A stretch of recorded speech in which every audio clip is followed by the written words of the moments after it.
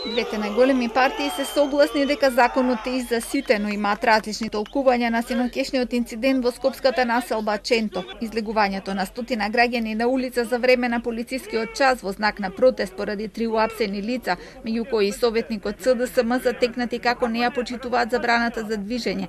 За ВМРО ДПМН е нешто што социјалдемократите треба да го осудат и дисциплинираат.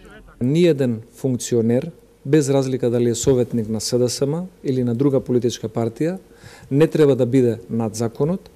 Секој треба да го почитува полицискиот час, а почитувајќи го полицискиот час, да не го доведува во ризик здравјето на граѓаните, кое што е наше заедничко добро и цел.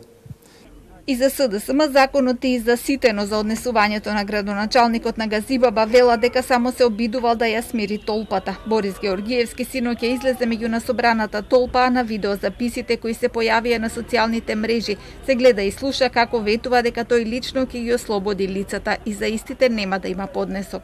Пораката на градоначалникот на Газибаба имаше една цел, да ја смири ситуацијата. Би сакал да кажам дека сите сме еднакви под законот, и законот важи еднакво за сите. Оно што можам да го потврдам е дека МВР веќе има понесено 3 кривични пријави за 3 лица, а најавени се и мерки и за сите други што излегле на улица.